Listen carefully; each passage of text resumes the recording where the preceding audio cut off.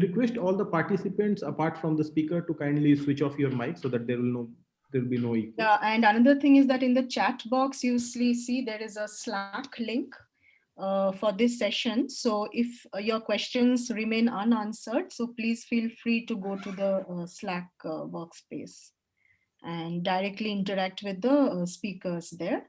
And you can either raise your hands or you can post your question in the chat box. Okay, Nishant, over to you. Thanks. I hope you can all hear me. Welcome, everyone, and thanks for joining. I'll be talking about the solar magnetic fields on large and small scales. I'll mostly spend much of my time on the large scale. As small scale one, I have already spoken to some extent in my previous presentation. So please, uh, sorry in case there is some repetition and some waste of time. But I'll try to at least bring in some new things that I have not spoken before. So this is about solar magnetic fields. I've added a second title, enigmatic, whether it is the sun or theta. So this talk will be largely based on some observational work based on archival data using the SOLIS telescope, and I'll try to show you some recent results on what do we think about the origin of the large scale magnetic field. So introductory slides are going to be somewhat similar.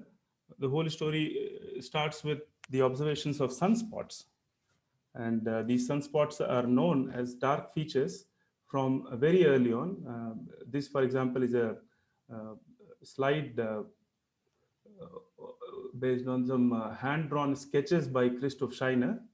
Uh, these were only known as dark features on the disk of the sun and not known until these Hale's work in 1908 that these are the magnetic features. Today we have very good observations of sunspots, and as we all know, just to for completeness, that the sun has a solar cycle of about 11 years and goes from high magnetic activity to low and then comes back. And these are dark, strong magnetic field regions on the disk. And they appear at the beginning of the cycle at the large latitudes. And then as the cycle proceeds, they migrate towards the equator. This is something that we know as a butterfly diagram. By averaging and certain other modeling, we know that this must come somehow from the underlying large scale magnetic field, large scale dynamo. And um, uh, so, and over the period of a few decades in the past, uh, based on some very carefully crafted ideas, uh, we have and assumptions, we have come to some understanding of the large scale solar magnetic field. What is the dynamo working on? What type of dynamo works on? But there is always some very uncomfortable situation unless we have really tested it. And so this will be largely focused on uh, some observational tests about what might be the possible origin of the large scale magnetic field based on purely data. Sun is one example. There are all types of examples in terms of stars, and I will not spend too much time on this. Different stars have different types of magnetic fields. Some have a strong radial field, unlike the sun, which has a largely azimuthal field or the toroidal field. And so all types of varieties basically exist. And it is therefore important to know different types of dynamo models that might be excited in one star and perhaps not so much in the other stars.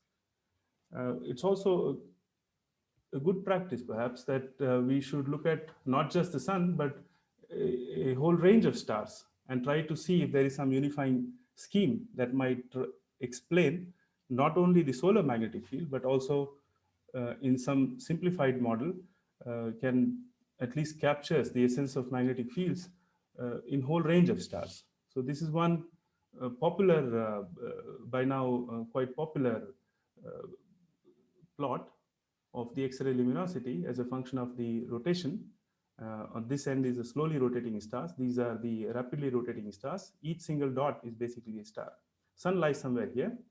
And we also know that Sun is by far quite an inactive star. It lies on the inactive branch. There is some proxy of say rotation. How does the cycle period and its ratio with the rotation period varies as a function of the chromospheric activity index, and that has some law like this. It first increases and then first decreases.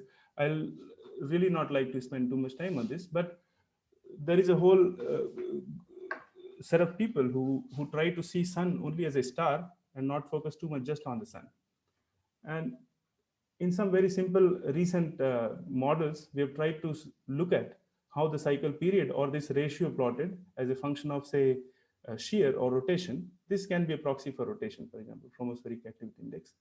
And can one capture in some simple analytical models branches like these, inactive and active branches in single model? This was some attempt with Naveen Jingade, and that appeared recently in a work where you do see in this ratio there is a whole range of this plateau. Basically, this you can also try to fit like some sort of a plateau or not. Increase is not captured in this model, and then it decreases with shear as some as inverse.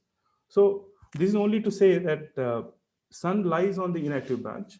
It's not really very active. The solar magnetic fields, if you look at, if you take some averages and try to come up with some estimate of the large scale magnetic field strengths, you find that it's very weak actually. It's not very strong magnetic field compared to some other stars. And it's quite interesting that while the Sun is our basically goal is to somehow explain the Sun lies on the inactive branch, which in other words can be said that the branch that is not explained yet. All dynamo models essentially try to capture like say alpha omega or alpha square omega. I'll come to describe what the alpha effect and stuff are. But these are some popular dynamo models which all essentially capture the active branch. So what we know in terms of alpha and stuff is basically capturing the active stars, but not really the Sun. So it's also a puzzle. It's a good puzzle. Just a very brief recap of mean field theory or turbulent dynamo. How do we understand the magnetic fields of the Sun at different scales? As the title was on the large and small length scale, how do we try to understand the Sun's magnetic field at different scales? A traditional approach has been to split the total magnetic field in some mean and a fluctuating component. So if you take an ensemble average of this fluctuating component, that will be 0, and then you will filter out the large scale component. And if you start from your usual induction equation, which is governing the evolution of magnetic fields in any system, you can work out and write down the equation for the large scale component. That will involve a factor epsilon here, which is or E, which is the turbulent EMF, where you can see that the large scale field can be totally sourced by the small scale components, like small velocity field and small scale magnetic field. Then one does some modeling. Of course, in order to know the evolution of large scale magnetic field, which is del capital B by del T, we need to know this turbulent EMF. To know the turbulent EMF, we must know the small scale magnetic field. Therefore, you basically subtract this equation from the total induction equation, and you come up with an equation for the fluctuating field equation. And there lies again this factor here. So that's where you run into the problems like closure, equations not closed. Then one makes all types of assumptions in a very simple language, because we do keep hearing about the alpha effect, and although there are many effects possible, but alpha is a very popular effect. The reason is very simple, is that the alpha, you can write some closed ansatz for the EMF in a way that the EMF is already a functional of mean field itself. So you see that that problem has disappeared already at this level, that your EMF that involved small b, that entire thing could now be written in terms of the total b, large scale b. And in that sense, the equation becomes closed. And there lies this factor alpha, which is built on the, in some isotropic, homogeneous isotropic limit. It is by far very complicated quantity. But in some very simple understanding, one could express this in terms of the kinetic helicity. Kinetic helicity, you can imagine, if you can see my video, in case, it's like some screw-like motions on an average. And any system that has stratification and rotation, just like the cyclones and anticyclones on the Earth, you will find that there are helical motions in the north and south of the sun. That makes the sun very interesting in some sense, that the distribution of this kinetic helicity has a systematic sign. It has one sign on the north hemisphere and the opposite sign on the southern hemisphere, exactly like on the Earth. And that can have very serious consequences. And that's what we seek to observe in some recent vector magnetic field data. So the idea will be that if there is an alpha effect operating on the sun, what are the predictions of such a dynamo that is driven solely by the alpha effect? So forget about all the other effects that might be there. Suppose there is an alpha effect. What do you expect to see in the large scale magnetic field? So that is the question that one tries to pose. So as you see, this is a quantity which is a pseudo scalar. Magnetic field is a pseudo vector. At some level, this is a very straightforward thinking that one must break the symmetry of turbulence at some level in order to explain or generate the magnetic field, which is also a pseudo vector. So the idea is very simple. So as long as a turbulence has finite kinetic helicity, or in other words, its symmetry is broken, mirror symmetry of the turbulence is broken, you would expect, if it is strong enough, of course, because it has to balance against the turbulent decay, this term will take the energy away from the system. So if you take eta T curl B, try to write it here, you'll find that this will give you a heat diffusion type equation, eta T Laplacian of B, so that will heat the medium by dissipating the magnetic energy. So if the alpha effect is present and strong enough, that is a very important thing, then you might expect to see an exponential growth or unstable growth of large scale magnetic field through this equation by finite alpha. Yeah. And eta T, as you know, is basically, it just depends on the energy density of turbulence in a very simple picture. All of these quantities are far more complicated, but this is enough for the present talk. And in case you are interested for more complicated effects, you could look up this review, a very interesting review detailing all types of dynamos and various approaches taken in that. So one very important constraint, of course, magnetic field is a vector equation that makes life very complicated. But there is a very important invariant in this whole problem, which you all know is a magnetic helicity. It's a topological invariant. By that, one simply means that I can take the magnetic field, I can shuffle it around, I can move it, I can twist it, I can produce a magnetic field. You can perhaps generate magnetic field from, say, a very small value to, say, equipartition strengths. So orders of magnitudes of growth, depending on where you start from, say, few orders of magnitude of growth of the magnetic field. While the system is generating a magnetic field, one extremely important constraint is that the helicity must be preserved. And this is a total helicity of the system. So total helicity evolves according to this equation. Eta, being the microscopic resistivity, is a very small quantity. For the sun, this is nearly negligible. So you can imagine dH by dt to be nearly zero. So helicity cannot be produced in a system. But helicity is also very interesting in the sense that it's a signed quantity. You can have a plus helicity and you can have a minus helicity.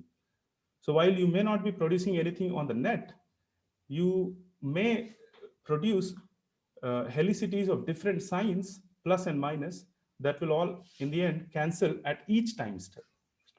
That is one way to think. It's been checked in solar context, and if you're interested, you could look up this interesting work by Etienne et Pariat in 2015, where it is actually shown to be nearly conserved for even high RM systems, even if eta is finite by that idea. Even in events with magnetic reconnection, one might expect that if there are a lot of reconnections taking place, maybe helicity will decay fast. That is also not the case. That doesn't seem to be the case. So despite magnetic reconnections, despite finite eta, one tends to find that the helicity remains a conserved quantity. And it's basically made up of A dot B. A is a vector potential. As you know, magnetic field being divergence-less can always be expressed as curl of another vector field. And that involves a gauge choice as well. So I'll also not get into too much of the gauge choice. I'll only show you the interesting part. So you can expect to measure this given some gauges are known. But there is a very interesting alternate way to look at the helicity, that is in terms of linkages. The linkages are essentially capturing this underlying helicity, but linkages one should rather see more in terms of the current helicity and not so much in the magnetic helicity. But there's a direct relation between the two. And if you're further interested, then you can try to see Gauss linking formula, which basically tells you just by having integral curves in a space, how the magnetic fields are twisted and what is its linking number. And that gives you a measure of helicity regardless of the gauge choice. So that is very, very important. There is a very interesting work by Kandu and Axel in 2006, not listed here, which will tell you more about the gauge independent way to look at the magnetic helicity, directly the magnetic helicity. It's important to make a difference between, while these quantities are related, helicity, magnetic helicity and current helicity, magnetic helicity is more important because it is this quantity that is conserved and not the current helicity. So therefore, it can be argued that suppose the sun starts from a state of very weak fields, weak magnetic fields, and the dynamo builds the magnetic energy to say near equipartition levels. Why and how do we test that what type of dynamo is there? So helicity, being a conserved quantity, proves to be an effective tracer of the origin of magnetic field. How does it trace? Is by one simple idea that the clear prediction is that magnetic fields must be bihelical. Bihelical, by that one means, I can show you one nice global distribution. This is the expectation. And this is what we'll try to see if we can understand this. So the expectation from the dynamo theory, from the alpha-based dynamo theory, is that if you look at the sun, you have the equator, just look at the north. South is simply the mirror image of that.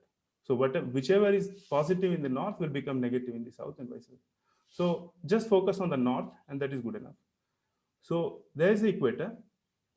The kinetic helicity, because of the gravity and the stratification, and you can work it out, it is similar to what you have on the Earth, cyclones and anticyclones. U dot omega turns out to be a small, less than zero, turns out to be negative. Given this type of helicity, you can work out the alpha effect. And then the prediction comes that the magnetic helicity, which is capital A dot capital B, which you can essentially split in two parts, one determined by the large scale component, again make the split like this here, large and small for A and B both.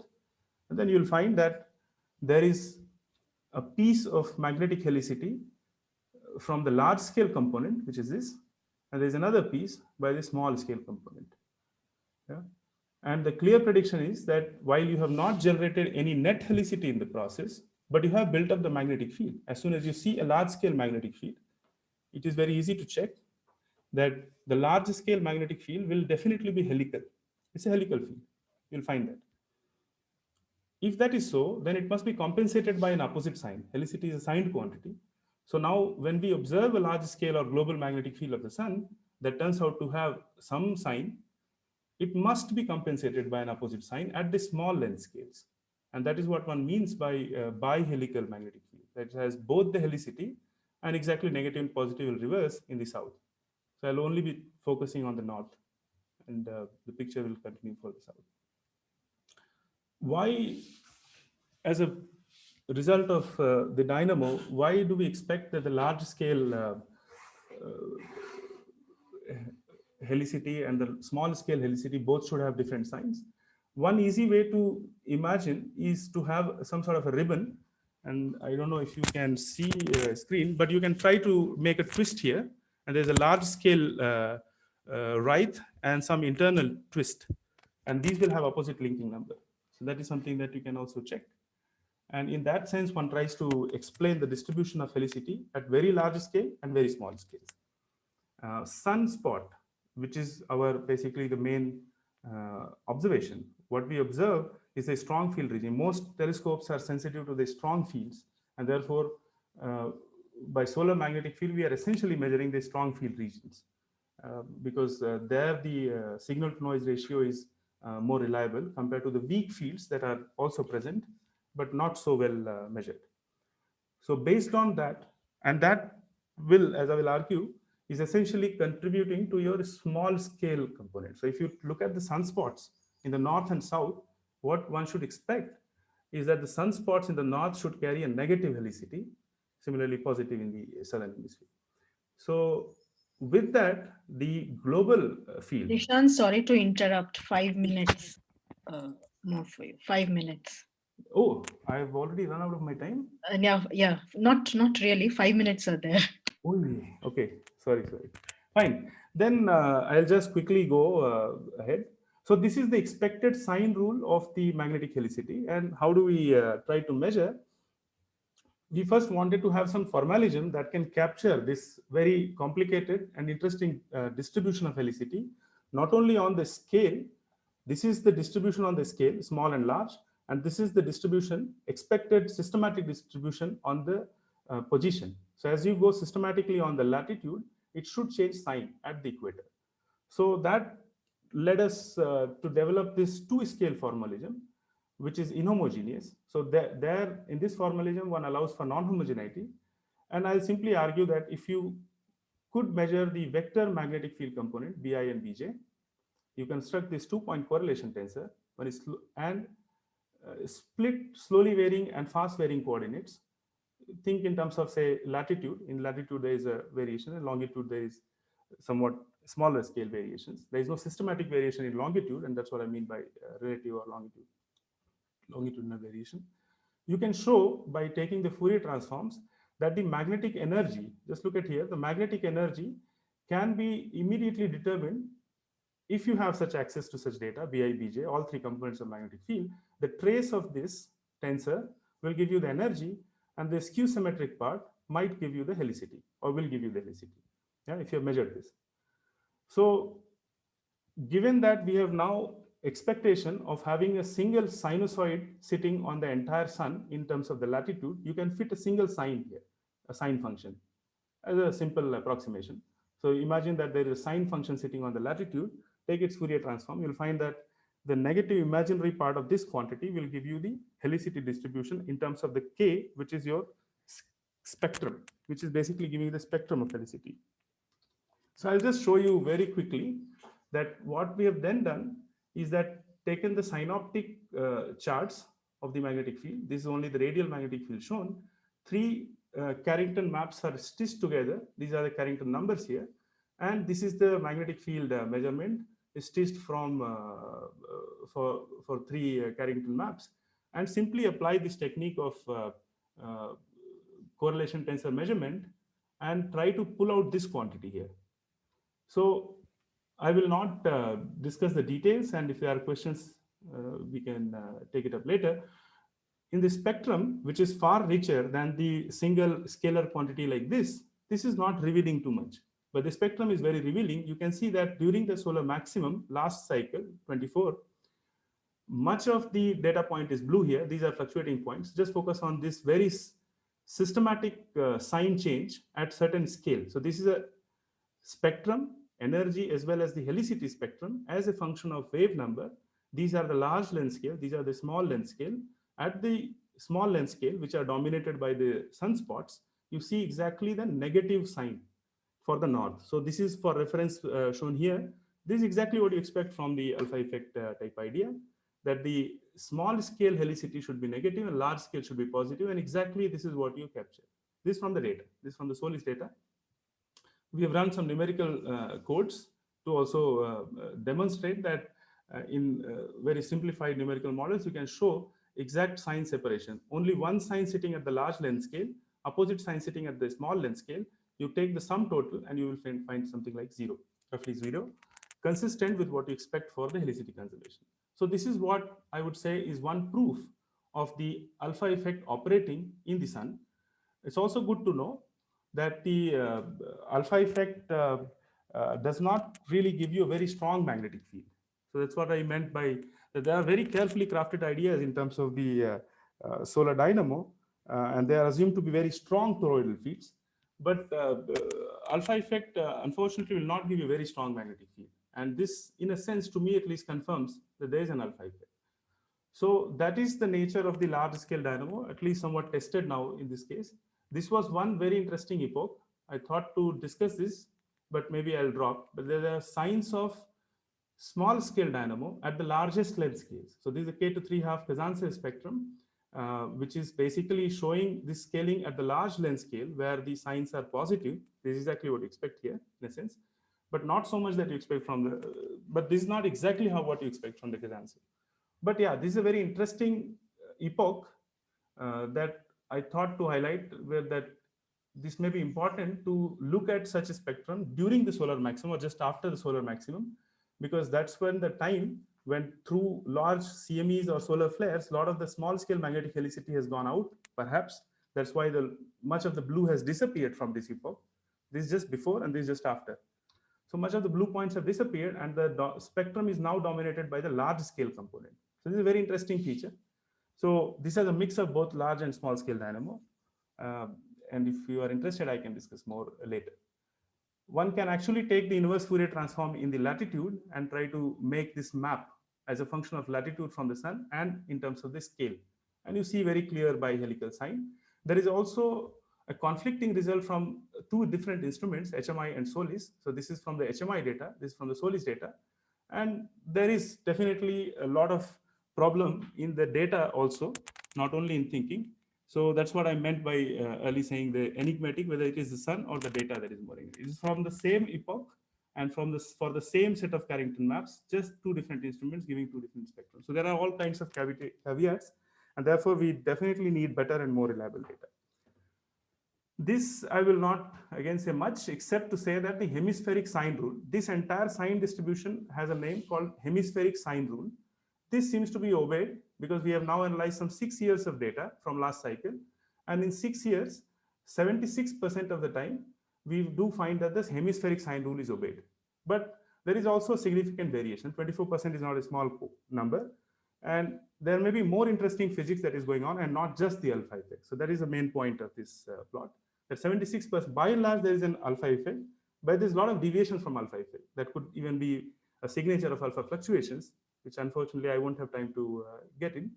For the small scale feature, so that was on the large scale feature of the field, which will give you a large scale weak magnetic field, very weak, on the order of 20 to 30% of the equipartition level. This is the kind of typical strengths you'll get from a large scale dynamo, something we can easily check from simulations of this kind, that what is the typical strengths of the large scale components. It's not very strong. Then the question comes, how do you go from those weak, large scale coherent magnetic field to forming a sunspot? For that, we ran some turbulent magnetoconvection model. This is the theme, this was the theme of my previous talk. So I'll just quickly show that even when you have imposed a very weak magnetic field, but if you have resolved all the scales very properly, these are very expensive runs, then you do find that the spots naturally form out of a very weak imposed field at the level of 10 to 5 to 10%. So it seems that the picture is now slowly stitching, and it's all basically self-consistent formation of large and small scale. So this is from a simulation, previous one was from a data. And so we are making some very slow progress towards understanding what might be the origin of large scale dynamo. Seems like alpha effect is working, but that given that this will give you a very small weak field, coherent, how do you go to form this? This has come without imposing any strong field, unlike very previous works.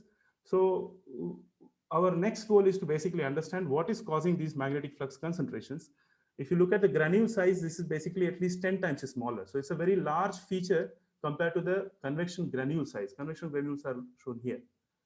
And so what I will call these in simulations as might be progenitors to active regions. They are not full-fledged active regions, but they might be seeds of the active regions in simulation. And these are all going from the saturated dynamo to this flux concentration, that seems a linear in time process, which is reflected from these plots. So it's a linear in time type process. So it doesn't look like any instability, and that rules out various things. So I'll essentially conclude, and in case more questions, I'll go in more detail. So global distribution, it seems that the solar magnetic fields, they were observed to be bihelical, and that is the observed spectrum here. And this was very pleasing to see such a clear sign separation between the large and the small. So you see that these 4 data points with this, and these are the corresponding error bars. So these are very significant points basically. So that's why these are their estimates in case one is worried. So the global distribution seems bihelical, exactly as one would expect from an alpha effect. Typical strengths one would expect is only around 30%. So these are not very strong fields, and it's very unlikely that this will become unstable due to Parker mechanism. So that leads us to somewhat more uncomfortable situation. How do you then go from this weak diffuse field to forming a sunspot? It seems that they are forming in some recent simulations, but we really don't understand what is the main mechanism that is causing these spots. These spots in simulations have on scales on the order of 15 megameter. Typical sunspots that you observe are also ranging from a few to tens of megameter. So some picture is emerging, but there's a lot to understand further. So, and this, please note that this is without any need of any strong imposed field. So that was our main goal. We really, yeah, you have finished your 30 minutes. Yeah, I'm done. So. Okay, okay. Yeah, okay. Thanks, Nishant. There are actually lots of questions. I will only take one and request you to look at the chat box or Slack. So I think Pallavi raised her hand first, so she should get the chance. Yes. So yeah, Pallavi, can you unmute and ask your question, please? Yeah, mine is a quick question, Nishant. Hi.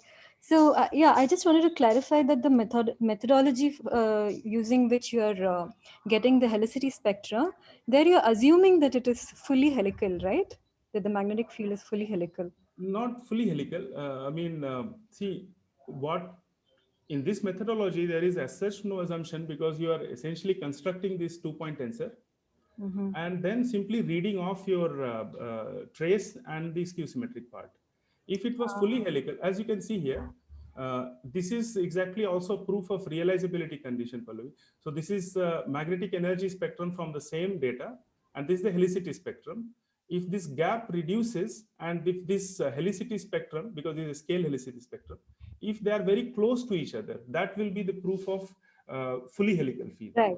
Given that this gap is large, but one thing is true, that this is always below this black curve, which is what it must be, because it must always obey the realizability condition. But this gap tells you that the field is not fully helical. I see. Okay. Okay. So, Nishant, I would request you to attend to the questions in the chat box while the session goes on. I'm sorry, I cannot let No problem. Sorry, I actually spent just too much time. So I will request you to stop sharing your screen. So the next speaker is Hirdesh Kumar, who will be speaking on study of seismic emission in sunspots associated with Lorentz force changes. So Hirdesh, please share your screen, and I will warn you at 10-minute mark, so that you know you have 2 minutes more to finish if you want to answer any questions. Yeah, please go ahead. Good afternoon, everyone. I am Hirdesh Kumar, SRF at Udaipur Solar Observatory. I am working under supervision of Dr. Brijesh Kumar.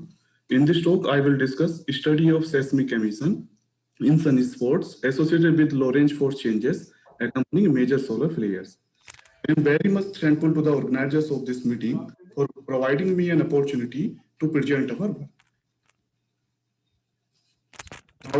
My talk is as follows. First, I will give you a brief introduction of the topic, followed by the motivation of this work, and then I will discuss data and methodology which we have used to carry out this analysis, and then chief findings and conclusion. And finally, I will conclude my talk with future direction. To begin with, I will briefly summarize the chronological development in this field. So in 1962, solar astronomer Leighton, Noyes, and Simon discovered 5-minute velocity oscillations on the surface of the sun, and these oscillations were interpreted as trapped acoustic waves inside the sun. Later on, in 1971, it was suggested that major solar flares can excite seismic waves in the sun. So there are 3 different proposed mechanisms which can explain seismic emission in sunspots. First, the creation of shock on the photosphere during solar flare, proposed by Kosovichev and Zharkova. Second, hitting of high energetic charged particles on the photosphere during solar flare. Third, abrupt changes in the magnetic fields during solar flares and associated impulsive change in the Lorentz force, and it is also known as magnetic jerk, proposed by Hudson and Fisher et al. These 2 mechanisms are well explored. However, due to the unavailability of high cadence spectromagnetogram data, it is not explored. In this work, we have focused on this particular mechanism. So in this study, we have studied seismic emission in sunspots away from flaring ribbons and hard X-ray foot points. So what do I mean by away from flaring ribbons and hard X-ray foot points? So in the flaring location, Rajabayana et al. Found distortion in the line profile during an X-class flare. So if the distortion in the line profile is there, then there is a possibility of contamination in the observational data. So to carry out this analysis, we have used data from HMI instrument on board SDO spacecraft, specifically continuum intensity, Dopplergram, line of sight magnetogram at a cadence of 45 seconds, and high cadence spectromagnetogram at a cadence of 135 seconds. For flare-even information, we have used H-alpha chromospheric intensity observation from GOM instrument, and for hard X-ray footpoint information, we have used hard X-ray images from RACI instrument. For flare class information, we have used data from GOES satellites. So this is the methodology of this work. So first of all, we have constructed data cube of photospheric Doppler velocity. Then to remove the slowly varying signals from the velocity, we have taken the running difference of the images. Then we have applied fast Fourier transform technique to estimate power spectra for individual pixels. Then we have taken total power in 2.5 to 4 millihertz band, and basically it is 5-minute oscillations band. And then we have overplotted H-alpha flare even and hard X-ray contour. And finally, we have identified enhancement in power away from flare evens and contours. So in this study, we have studied these active regions. And basically to avoid the projection effect, we have selected only those active regions which are within disk center. And these active regions have produced different M and X class flares during its passage on the disk. So this is the active region 11158, and these are the sample images of this active region. This is the continuum intensity image, and here we can see the complex structures of this sunspot. This is the line of sight magnetogram, and here white and black represent the positive and negative magnetic field, and this is the Dopplergram, and this is the running difference of the Dopplergram. And here blue and red represent the upward and downward motion of plasma, and we can see that these oscillations are prominent in the quiet region. However, these oscillations suppress in the sunspot. And this plot shows the temporal evolution of disintegrated solar flux in 1 to 8 angstrom band, and this is the X-class flares which occurred around 2 UT. So this is the pre-flare power map in 2.5 to 4 millihertz band, which is constructed from 2-hour observation. And here we can see that power is suppressed in the sunspot. However, it is prominent in the quiet region. And this is the spanning flare power map in 2.5 to 4 millihertz band. And this red contour represents the hard X-ray put points from RACI observation. But by visualization, these two power map, we cannot see any difference in the power in sunspot region. Therefore, we have taken the ratio of these two power map. So this is the ratio of power map, that is spanning flare divided by pre-flare. And here black contours represent the outer boundary of sunspot penumbra, and this red represent the hard X-ray foot points. So here we have identified this B1 location, which is away from the hard X-ray foot points and within the sunspot. But here we can also see that there is an enhancement just beneath this hard X-ray foot points. But as I already mentioned that Rajabayana et al. Found distortion in the line profile. So this was the same active regions which they have analyzed, and this is one of the same kernels which shows distorted line profiles. However, these locations are away from these hard X-ray footpoints, and these are supposed to be free from any flare-related contamination in the observational data. And this is the blow-up region of this B1 location, and here we can see the enhancement in patches. So this plot shows the temporal evolution of total power over B1 region, and this is for the unaffected region in the same sunspots, and these vertical lines represent the onset, peak, and decay time of flare. And this total power is estimated from the power spectra of 1 hour duration, and then sliding it for every 30 minutes during the observation period. So therefore, it has an offset of plus minus 30 minutes with respect to onset, peak, and decay time of solar flare. So here we can see that during the flare, there is an enhancement in the power, and which indicate that these seismic emissions are solar in nature. And this plot shows the temporal evolution of horizontal magnetic field in the B1 location. And here we can see that during the solar flare, there is a step-like change of the order of 70 Gauss within 20 minutes. So as suggested by Hudson and Fisher et al., we have estimated change in Lorentz force using the equation of Fisher et al. Here delta FR is the change in the radial component of Lorentz force, and delta FH is the change in the horizontal component of Lorentz force. And this plot shows the temporal evolution of change in radial component of Lorentz force. And here we can see that during the flare, there is an abrupt change of the order of 10 to the power 21 times. And this is the change in the horizontal component of Lorentz force. And here we can see that there is a step-like change of the order of 10 to the power 21 times. So this is the overview of the results of active region 11882. And again, this is the power map ratio. And here we have identified these two locations, N1 and N2, which are away from the flare region and within the sunspot. And this is the blow-up region of N1 location. You can see the enhancement in patches. And this is the temporal evolution of total power in N1 location, as well as this is for the unaffected region in the same sunspot. And we can see the enhancement during the solar flare. And this is the change in horizontal component of Lorentz force, and we can see that there is a step-like change of the order of 10 to the power 21 times. Again, this is the overview of the results of active region 12297, and this is the power map ratio. And these are the two locations, F1 and F2, which are away from the flare regions at hard X-ray points. And this is the blow-up region of F2 location. And again, this is the temporal evolution of total power in F2 region. And this is the change in horizontal component of Lorentz force. And again, we can see that there is a step-like change of the order of 10 to the power 21 times. And this is the overview of the results of active region 12371. And here we have identified these two locations, P1 and P2, which are away from the flaring region and within the sunspot. And this is the blow-up region of P1 location. And this plot shows the temporal evolution of total power. You can see the enhancement during the flare. And this is the change in radial component of Lorentz force. And we can see that there is a step-like change of the order of 10 to the power 21 times. So this is the chief findings of this work. So we have found abrupt and persistent change in the magnetic fields of the order of 50 to 100 Gauss within 10 to 20 minutes during the solar flares in the seismic emission location during solar flare. We have also found change in Lorentz force of the order of 10 to the 21 time. And just to verify that whatever change in Lorentz force we have found that is sufficient to enhance the seismic emission, we have estimated work done by change in Lorentz force, and which is of the order of 10 to the 25 to 10 to the 26 times centimeter. As well as we have also estimated excess energy in seismic emission locations, and which is of the order of 10 to the 23 to 24 Earth.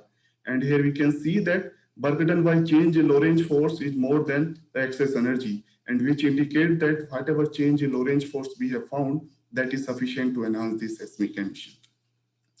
And our analysis suggests that magnetic jerk is responsible for these seismic emission. And these are the implications of this work.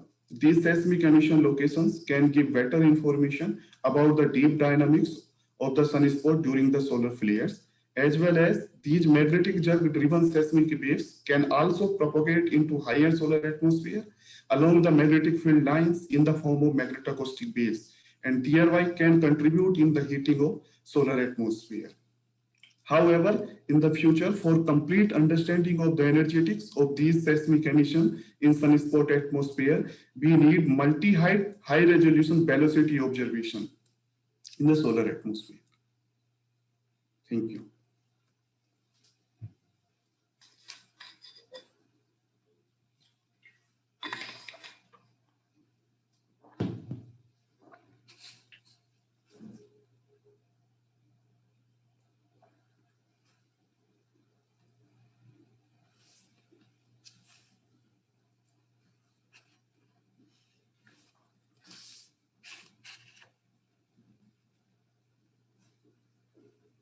talk and for also for keeping the time. So are there any questions for Hirdesh? Is the chair? Hello, Hello? am I audible?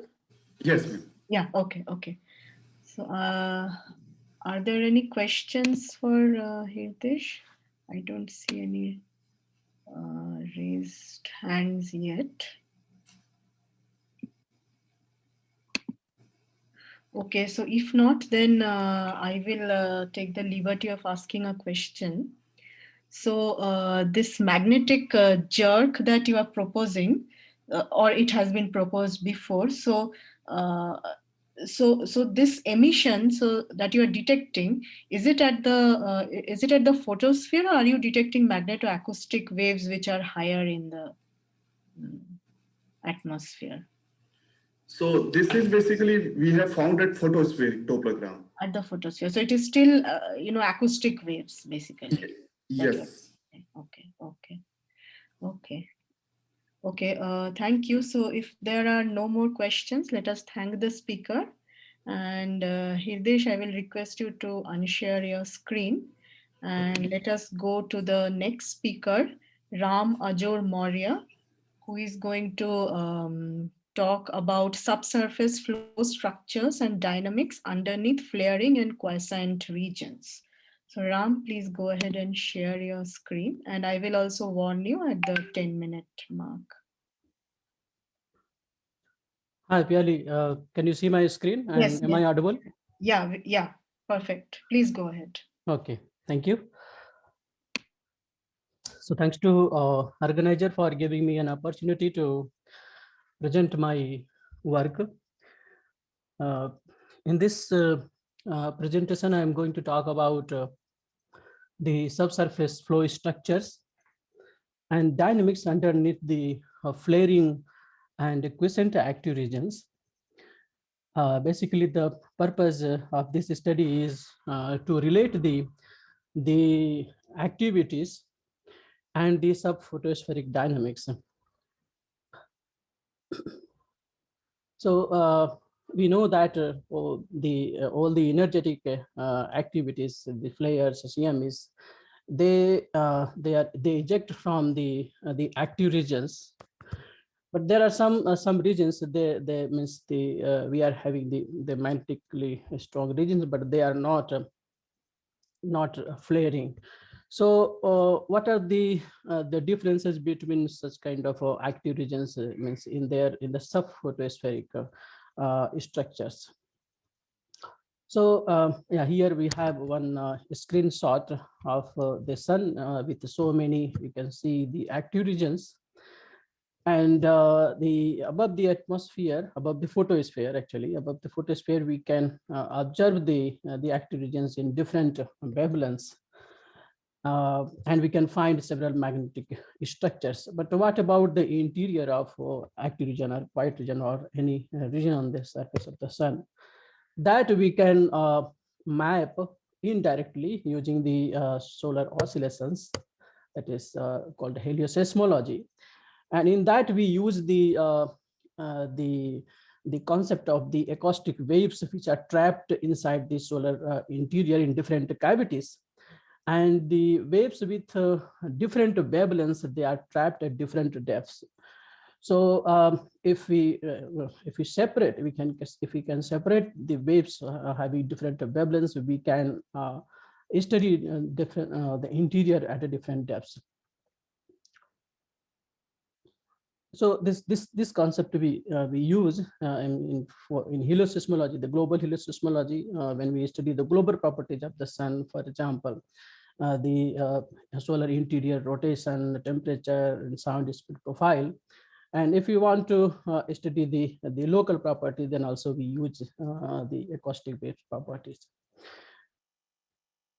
So here I have analyzed several active regions, but I'm going to show you only the result for the active region 10486 and 10488.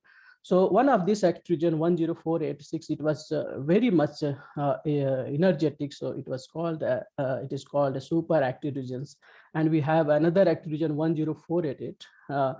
This emerged so fast, and it also had complex magnetic structures, but it was not that much energetic. And if we plot the magnetic field profile as function for a different time, we find this kind of evolution for the two active regions. On the top panel, you can see the active region 10488. So on 26th October, we can see very small, some kind of a spot here. And on 27th, it has emerged a lot here. And then on the coming days, it evolved so fast, so very fast it evolved. And the other active region 10486, you can see this was already, see this map, all these maps, they belongs to the current rotation 2009. So in that, this active region 10486, this was already evolved when it appeared at the east limb. And during disk passes, it produced so many energetic flares.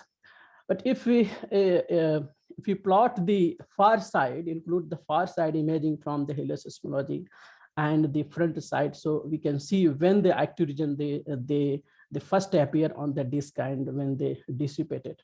So top two panels, you can see the current rotation 2008, and then we have 2009, and in the next slide you will see 2010. So this circle represents the active region. You can see the circles. This represents the active region 10488, and this the rectangle that corresponds to 10486. So yeah, the active region 10488, this appear on 27th. This is the average, the signal. But the active region 486, this was already on the disk. See, this is the ES means earth side. So and if we see the signal from the far side imaging, so there were you can see there are signal in the far side itself. So this active region actually it emerges in the previous current rotation 2008, and in the next current rotation 2010, we can see the active region 10488 on the circle. So we have a signal, still signal, and I think it was disappeared in the next rotation 2011 probably, but the active region 486, this you can see the signal is fragmented here around I think 3rd of December. Then it is split in several parts. So during this time, 2009, both the active regions were very much energetic, and in the next current rotation they were not that much, and they had different actually Nova number also associated with that. So this is the flaring activities from the both active regions. This is for 10486, which was named 10508 in the next current rotation. So here y-axis we have latitude and x-axis longitude, and the position of the active region is given by the circle, and the size of the circle represents what is the size of the active region, and the flaring activity is just labeled here. This doesn't belong to the position, means here on the latitude, but this just represents on that the day how much means the activities what they are in that active region. So you can see from this active region 10486 there were a lot of flares, X class flare and M class flares. Okay, this produced X17, X10, and X28 in the current rotation 2009. And in the next current rotation, when it was decaying, that time also it had produced some flare, but all these were only C class type flares. The other active region 10488, this produced a few M class flare. You can see M1.6, 1.3 like this, but no X class flare.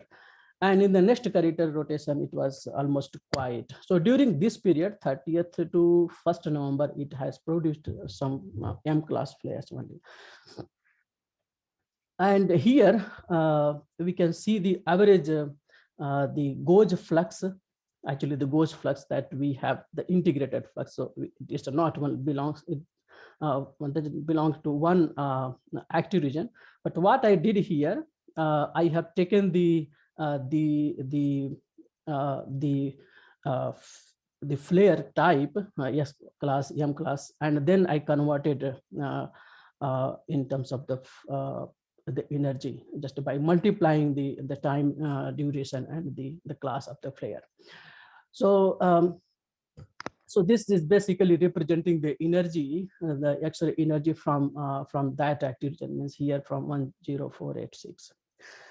So you can see the solid line. The solid line actually that is average over the solid thick line is average over the thin line. So just to see only the solid black line. This is representing the gauge X-ray energy, and the red is representing the H alpha. So yeah, H alpha actually that is very much that is related to the chromospheric region, lower region. So probably that represents much better the energy from the association. Anyway, but here we can see almost the same kind of energy profile we are having. And this is for the next current rotation 10486 active region in the rotation. I mean this is 2010. And this is the magnetic flux. This is magnetic flux, and this is the negative, and this is the positive. This is the positive, and this is the difference. So you can see there is a rise in the flux, net rise in the magnetic flux in this active region when it evolves. And here we have a decay of the energy. And this is for the other active region 10488. Okay. So this time there is a net flux emergence in this active region, and then it is decaying. So what about the subphotospheric profile? We have computed using the ring diagram analysis, and below the active region 486, we can see there is a Ram, you have 2 more minutes. Okay. So we have a twisted flow pattern, but if we consider the quiet region, actually have not plotted here this kind of profile for the 488, but for a quiet region, it has something this kind of flow pattern. And here I have plotted the kinetic helicity density map. So the kinetic helicity density, it is the scalar product of the velocity and the vorticity. So here we have latitude and longitude. The vertical blue and red lines, they are just for the reference. And if you take a slice along this and the plot, here we have along the latitude, and this is representing the depth. So below the active region 486, we find this kind of pattern, means negative, positive kinetic helicity. So it means in the interior of this active region, there is really a twisted subphotospheric flow. And then how with the time the kinetic helicity is changing. So here on x-axis you can see it is time, and y-axis we have kinetic helicity. Here for different depths it is scaled. Actually this represents the kinetic helicity, and the value is given by the bar diagram. So this time this active region the NOVA 10486, this produced so many flares. So that is happening when the kinetic helicity near surface, it is changing from positive to negative and negative to positive. So this time this active region was very much energetic. And this is for the active region 488, and in the interior we do not find any significant twist in the interior. So but this time here, this active region has produced some M class flare. So there is some change you can see in the kinetic helicity, but the other they are almost flat, so no change in the kinetic helicity density profile.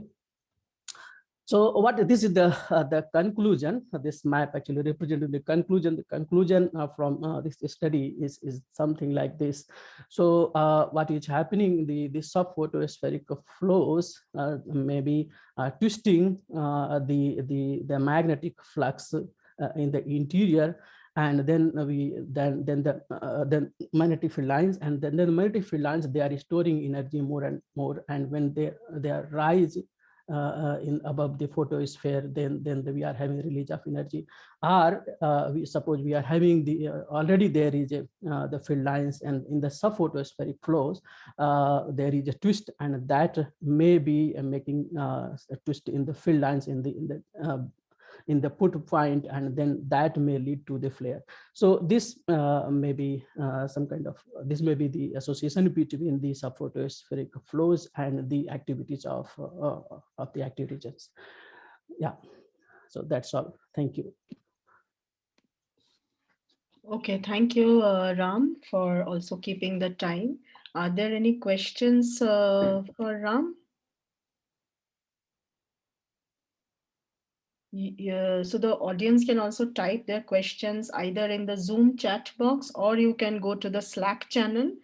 So the speakers are also requested to check the Slack channel once in a while for questions. And please also keep an eye on this chat box. So if there are, I see no questions, so let me ask one. So Ram, you must have looked at several active regions. Sorry, this is a general question. So do you see that there are more number of flares when the active region is growing or when it is decaying? See, we have this active region 10488. So this emerged so fast, you know. If you see this map,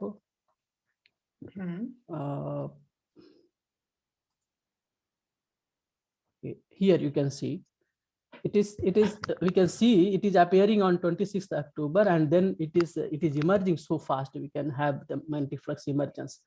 But this time, this active region was not that much energetic. We are not having the flare, you see. This is the flare profile, so not that much. So what we found that when there is a change in the kinetic helicity profile, when it is changing from positive towards a negative, or in the positive itself there is a change towards the negative. So that time we have the activities. Okay, I see. Okay, so there's a question by Krishna Prasad. So Krishna, please can you unmute and ask your question quickly? Ram, hi Ram. Hi. I think in your previous slide 9, if you go, can you go to slide 9? Yeah, it's just out of, no, slide 9. Slide number 9. Yes, so this is slide number 9. Does these circles here represents the size of the active region? Is that correct? Yes. So, I see that there is a drastic change in size from, or at least from the symbols it looks like from, for example, 30th October to 31st October, but there are not many flares. And similarly, on the other hand, I see not much change even when there are more flares. I don't know if there is any relation. Just out of curiosity, I'm asking. That is an interesting thing. So I have not related the area and the activities. So that can be done. Yeah. Okay. Thank you, Ram. Once again, please can you unshare your screen? Yes. So our next speaker is Abhinav Prasad, who is going to speak on the role of heating cooling imbalance in non-adiabatic solar coronal loops.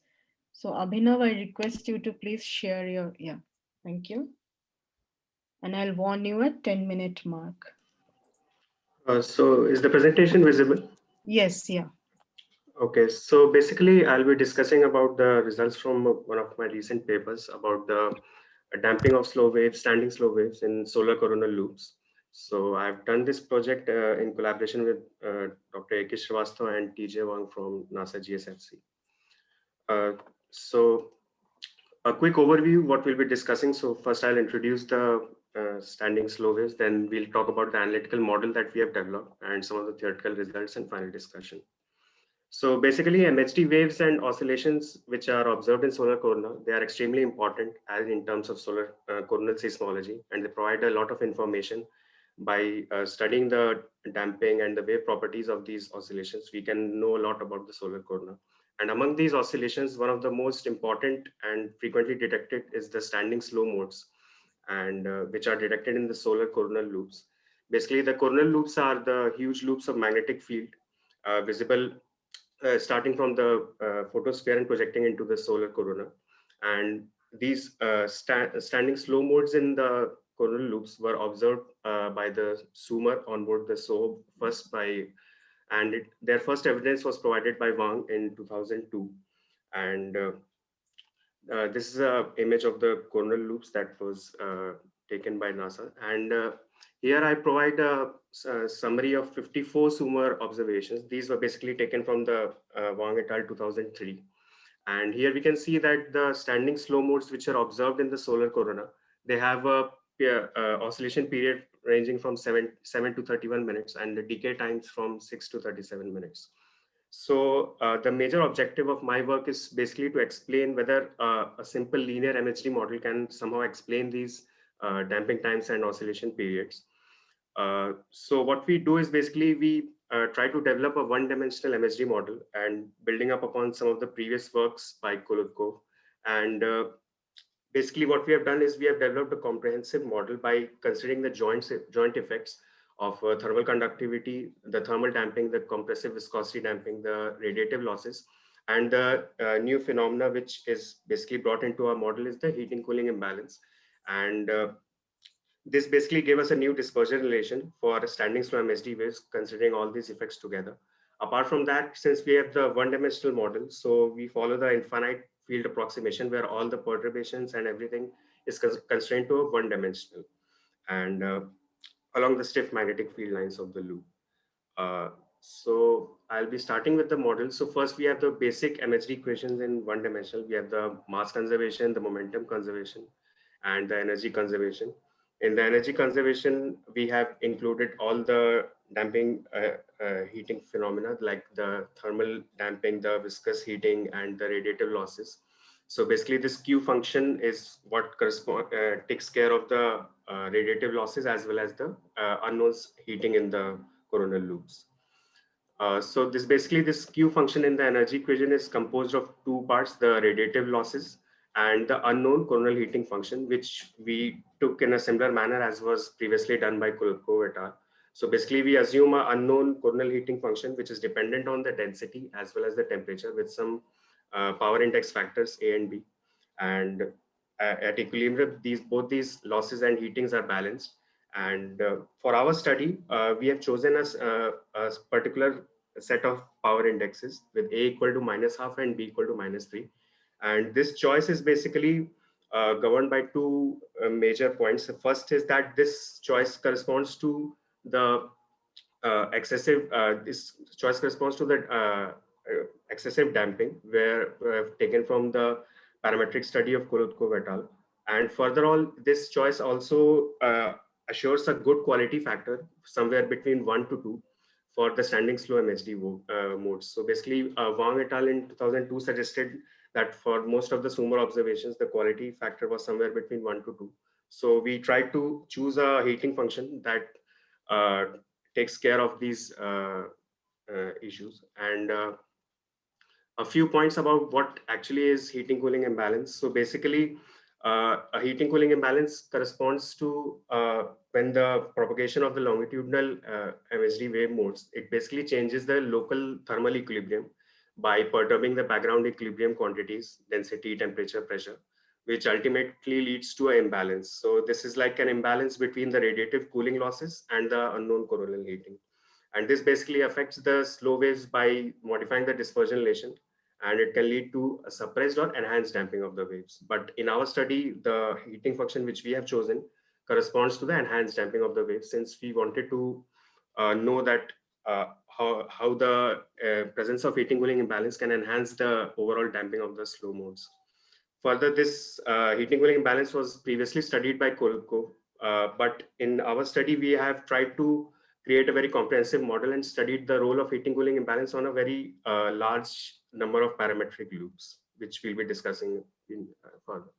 So this is basically the dispersion relation which we obtained. So by considering the first order linear perturbations and Fourier analysis, we obtained the dispersion relation 9. And here the tau and tau2 are the same characteristic timescales for the heating and cooling mechanisms involved, which they are dependent on the particular radiative function and the heating function that we choose. And so we basically solve this dispersion relation numerically, and we try to show the imaginary omega, which basically corresponds to, tells us how much the wave is basically damped. So we plot these omega I as function of the wave numbers, as a function of the dimensionless wave numbers. So basically capital K here is the dimensionless wave number. So capital K equal to 1 corresponds to the fundamental mode. Similarly, K equal to 2, 3, 4 corresponds to the higher excited modes. So here I'll be discussing loops in two different regimes. So first is the temperature. So we divide the loops in two different regimes of temperature. First are the loops with less than 10 megakelvin temperatures, which basically lies somewhere in the observations of Sumer. And then we have the super hot loops with some more than 10 megakelvin temperature, which correspond to some of the RESI observations recently detected. And further, for the loop lengths, we consider a very wide range of loop lengths from 50 megameters to 500 megameters, with some intermediate data points of 180 megameters and 300 megameters. So for the parametric study, I'll be discussing, first of all, the comparison of what the effect of heat viscosity and heating cooling imbalance with temperature and loop length. Then we'll be discussing about the comparison of thermal conductivity and viscosity with temperature and loop length. And finally, the new scaling laws that we have obtained from this by solving this dispersion relation. So first, here we have the effect of viscosity and temperature, the effect of viscosity and heating cooling imbalance with loop length and temperature. So here we have two plots for a loop of 50 megameter length, so which is the shortest loop length in our data set. And the left-hand plot is for the lowest temperature of 5 megakelvin, whereas the right-hand plot is for the 30 megakelvin, which is the highest temperature we have considered. So in each plot, we have basically 4 curves. The solid curves basically correspond to the ones which include the heating cooling imbalance. And the red solid ones are basically for those with the viscosity, and the yellow solid ones are for the without the viscosity.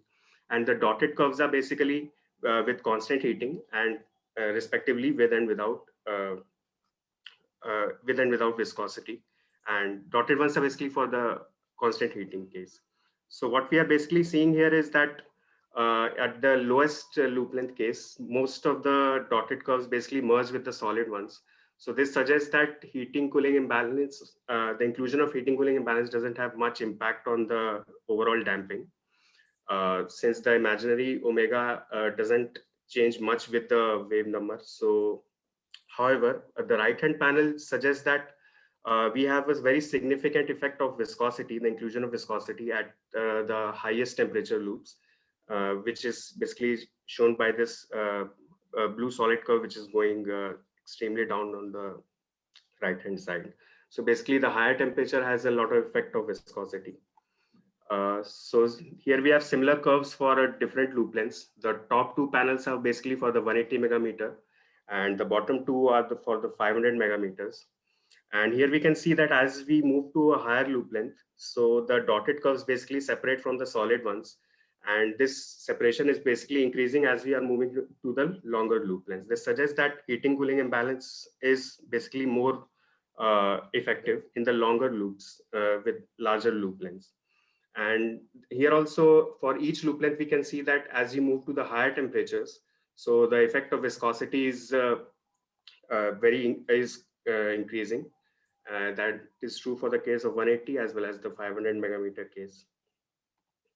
So some of the conclusions are basically, as I previously mentioned. So basically heating cooling imbalance has little effect on the damping in the super hot and short loops. So for higher temperatures or shorter loop lengths, the heating cooling imbalance has not much effect.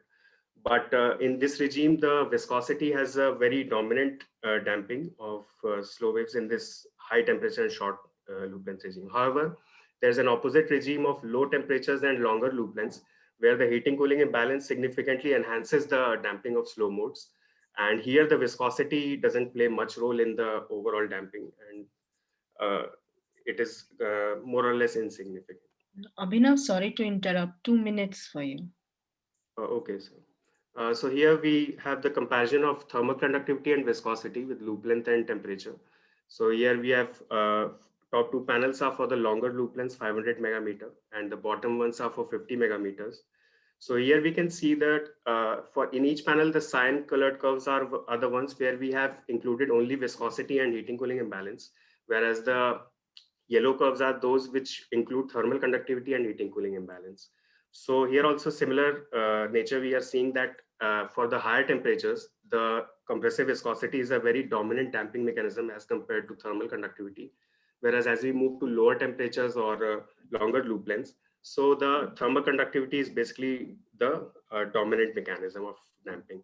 Overall, for the entire data sets of loop, we find that thermal conductivity is a major role player in the damping. However, the shorter loop lengths or very high temperature loops, there the role basically reverses, and we find that compressive viscosity is what dominates. Finally, we have the new scaling laws determined from all the data sets. So here we have basically plotted the data points for the fundamental mode, the damping times and periods for the fundamental mode for all the loops taken together. So here we can observe that the black solid ones are the Sumer data points, and the red circles are those which include all the effects along with heating cooling imbalance. Whereas these blue rectangles are those which are for constant heating. So we can see that as we include the heating cooling imbalance, the data points basically come closer to the Sumer observations and are a better approximation to the observations. And the cyan circles are basically those which include only compressive viscosity and heating cooling imbalance. So there we can see that the data points are basically shifting far away from the Sumer observations. So this suggests that for most of the regime, the thermal conductivity is what dominates in the damping. However, only for very shorter loops, we can see that the cyan circles are close to the Sumer observations, the black rectangles. And here the pink circles are basically those which include thermal conductivity and heating cooling imbalance.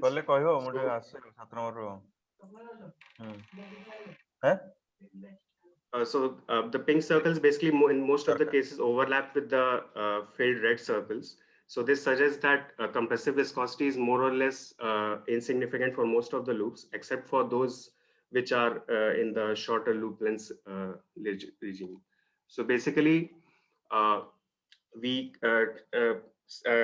create a scaling law for the data points which include all the effects taken together. And we find that for the period less than 25 minutes, the scaling law was tau proportional to period to the power 1.05. Whereas after 25 minutes, a breakpoint was detected and somehow the scaling was lowered down to 0.95, which became closer to the reported scaling by Mariska, which is 0.81.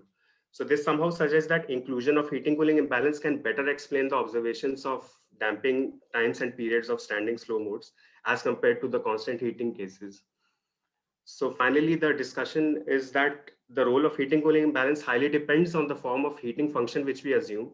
However, as we have seen that the new scaling law suggests that the inclusion of heating cooling imbalance can provide the better theoretical prediction matching to the observation. And this somehow validates our assumption of heating function initially chosen. Further, that we find that although thermal conduction is the most dominant damping mechanism for all the Sumer loops, but the role of compressive viscosity is also essential to explain the damping of Sumer oscillations in coronal loops at the short length and super hot temperature regimes. So, thank you. Okay, thank you, Abhinav. I see that Deepankar has a question. So Deepankar, can I request you to unmute and... Yeah, thanks, Abhinav. I was just wondering, these modes are mostly seen post-flare. So these are also seen in very hot coronal loops. So as compared to normal coronal loop heating models, I would have expected this to be more impulsive in nature. So did you try to do a sort of impulsive heating rather than any steady heating? Because steady heating scenario doesn't fit in the observations. So basically, in this study, basically we only considered the steady heating with basically the heating was dependent on density and temperature. Yes, you get my point, because all these very high slow mode reflections are seen after the flare by SUMOD initially, and more recently there are observations from AIA and XRT also. So my other question would have been, whether you have tried to fit in the newer modes of these periodicities as observed by AIA or XRT. As of now, so we only fitted our model to the SUMOD observations, but also we tried to include some of the data points from the RESI observations. But as for the newer observations, so maybe we can expand this model to include all those Because the analysis, what you also indicated about the length of the loop was not very well estimated during the SUMOD era. Now there are better estimates available with the length of the loop, because the imaging observations are also available. So that way, I would suggest that, you could try that out. And also if somehow you can model the impulsive heating scenario, that will be more appropriate probably. Yes, surely. So this will be an interesting point to look over. So basically we can try basically the heating mechanisms, we can try the different models for that. So that will be interesting to look over. And as for the newer observations, so that is also a great point to look as to how they are fitting in the current model. Yeah, you could populate this table more. Yeah, sure. Okay, so there is another question. So Krishna, I would request you to please type the question in the chat box, and Abhinav, please respond to it in the chat box or Slack, whatever you please, because we have to move over to the last speaker. So Abhinav, please kindly stop sharing your screen. So our next speaker is Vasant Raju, who is going to speak on revisit of magnetic imprints of solar flares, an observational study. So Vasant Raju, I'll also warn you at the 10-minute mark. Yeah. Please go ahead. We can see your screen.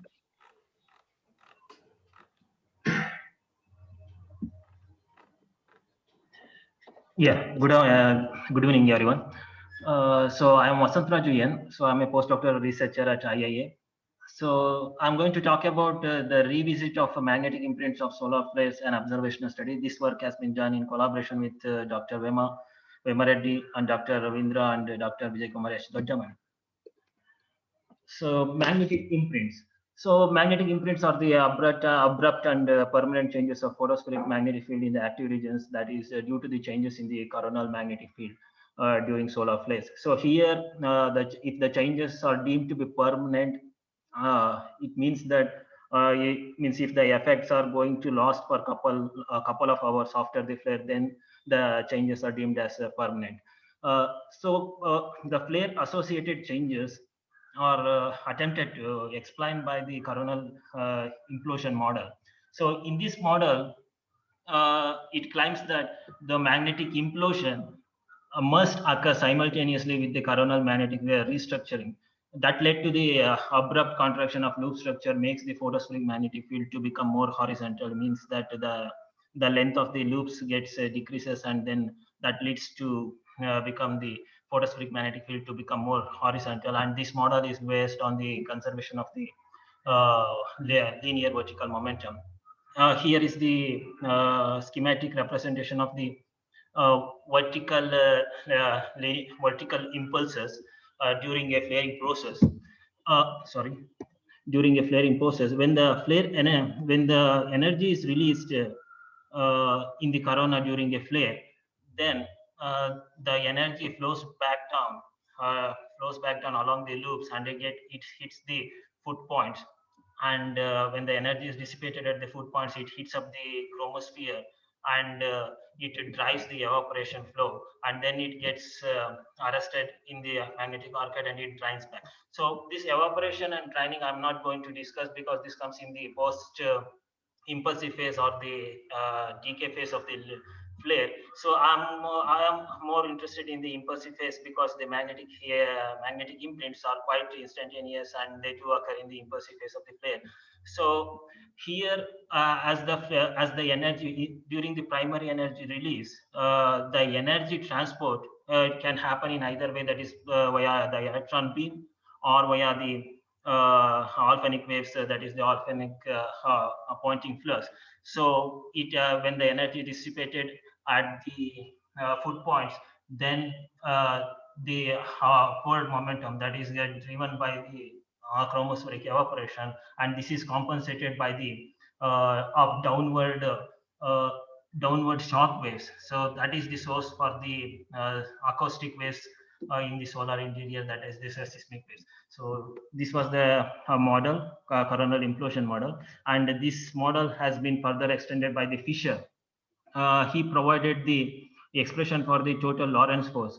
So the total Lorentz force acting on the atmosphere, enclosing the flaring active region, it can be approximated to surface integral. Means basically he just neglected the effects of the upper layer and the lateral layers because the effects from these layers will be minimum because of the means so very far away. So we have basically using the observations from the photospheric magnetic field, we can find out the total downward Lorentz force. So from this expression, so there are many for about a decade, we have the observational evidences which support the coronal implosion model. And among that, Wang, 1992, he was the first to give the clear illustration of the flare associated changes using the vector magnetogram from the ground-based observatory. So this was a stepwise enhancement of the magnetic shear during an X3 flare. And also the Kosavichov and Zarkov group, they observed the abrupt and permanent line of sight magnetic flux decrease during X-class flares that occurred near the disk center, but whereas in the near the limb, the line of sight magnetic flux shows the abrupt increase.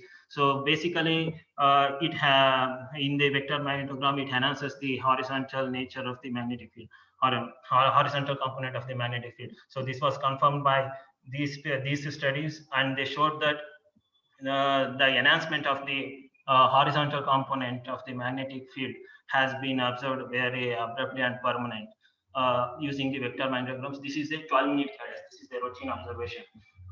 And Sun et al. 2012 and the Liu and the Simo, they also provided the observational evidences of contraction of coronal loop structures during the major flares. These observations strongly favors the coronal implosion model. So coming to the motivation, though we have such accumulation of vast accumulation of observational evidences, we still don't know how the origin of the magnetic imprints. So how or why the surface magnetic field becomes more horizontal. And also the recent observations like Lucia Client in 2017, she found that the photospheric field wouldn't evolve a similar way as the chromosphere and the coronal field. So just by the contraction, it just contradicts the coronal implosion model. And also the Sun et al. 2017 showed that if there is a simultaneous increase, and the decrease of the horizontal component of the magnetic field, that makes the opposite acted Lorentz forces neutralize, and the net Lorentz force is insufficient to drive the CME upwards. So these two contradictory results, and as the origin of the magnetic field is just motivated us to frame the objectives like to check the validity of the coronal implosion model by taking the large pool of the sample, and the second objective is that this is again the contradictory result from the past observations, whether the eruptive flares yield larger or the stronger magnetic imprints compared to the non-eruptive counterparts. And the third objective, again, the amount of free energy during flare, does it have any correspondence with the back reaction on the solar surface? So in order to attempt these objectives, we have performed an analysis on 12 flare events using the very high cadence of 135-second vector magnetogram vector magnetogram. So the routine observations have the cadence of 12 minutes. So this is the high cadence. Why? The reason, because I have already showed that here in the first figure, the impulsive phase. The impulsive phase of a usually for a typical X-class flare, it will be of about 100 seconds. So if you want to study effectively the magnetic imprints, you need to have a cadence of 135 second vector magnetogram. That's the reason why means as the 135-second high cadence vector magnetogram are not routinely available, so we have the limit the samples to 12. So still this can be expandable to include the M and the C class flares to have the robust statistics as well. So this will give the basic information about the flare events, and this is the T initial and T end gives the initial means onset time of the flare and the end time of the flare as recorded by the boys. I will come to these parameters. So right away. So means before analyzing the magnetic imprints, we need to choose a region of interest where exactly the flare associated changes that is observing. So we can use the help of AIA 1600 image, and this top panels represent for the eruptive event, and the bottom panel represents the analysis for the non-eruptive event. And this was taken at the peak time of the flare of X 2.2. And these are the contours of the BZ component at plus or minus 100 Gauss. And as you can see at the flare kernel, this is the background is the BZ, and overlaid is the difference in the BH map. Means once you have the BH map at flare initial time and flare end time, take the difference, and then means the contour of 150 Gauss. So it is been overlaid on it, and then we can we can exclude the non-flare related enhancements of the BH. Only this blue box, it will be used for the further analysis, and this is not the ROI. The entire blue box is not the ROI. The colored contour regions, that is the yellow color contour region, it is represents the BH enhancement of 200 Gauss, and the orange it will be 300, and the red it will be a region for the BH enhancement of 400 Gauss. So the colored contour region, it will be chosen as ROI, and that will be used to compute the magnetic imprint parameters. So once we know this BH difference of I'm sorry to interrupt. You have 2 minutes to wind up. Oh, okay. So we can get if you integrate over the ROI, you will get the integrated delta BH, and once you know, hence as I have already shown the total Lorentz force. So change of the Lorentz force, a total change in the Lorentz force can be computed, and as you can see, for the non-eruptive events also, the strength of the magnetic imprints is not lesser than the eruptive events. So that's also one of the point. And then using this ROI, sorry.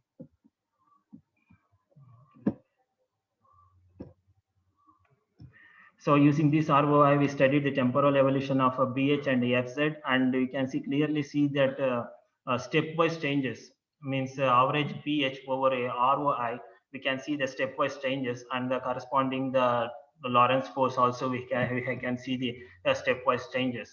And also we have computed the magnetic energy, and that is computed by using the Virial theorem equation. And we have used the photospheric magnetic field measurements to compute the magnetic energy, though it is the equation application to the photosphere is limited because of the force-free nature. It will give the upper extent of the free energy as well. So as you can see, the free energy, it will decreases during the flares, whereas the potential energy, it will remains almost constant. So once we have computed all the magnetic impedance parameters, then we can compare with the eruptive properties as well. The flare strength And if it is compared with the total change of, the change of integrated BH or the change of Lorentz force, we can have a good correlation. This relation suggests that stronger the flares, stronger will be the strength of the magnetic imprints. In the sense, the stronger will be the downward impulse. So coming to the CME momentum also, if the CME, if there is a strong CMEs as well, means if it has a more mass and velocity, then it can have a stronger magnetic imprints as well. So, and also coming to the second objective, we have shown that we have, does the free energy has anything to do with the back reaction? Yes, it does. The decrease, how much the free energy, how much the energy is released during the flares has a strong relation with the strength of the magnetic imprints as well. Means large the amount of the energy released, and stronger will be the strength of the magnetic imprints. So these so far the results were favor in favor of the coronal implosion model. So, but we have also observed that there is a strong contradictions to this conjecture of this coronal implosion model. So we have taken the region where the flare associated changes are observed. So this blue contoured region where we have observed the BH enhancement, and the red contoured region where we have observed the BH decrement. So as you can see, this is the blue contoured region, and we observed there is an enhancement of the BH, and the red contoured region there is a decrement of the BH of the same order. It means that if the simultaneous increase and decrease of BH that leads to the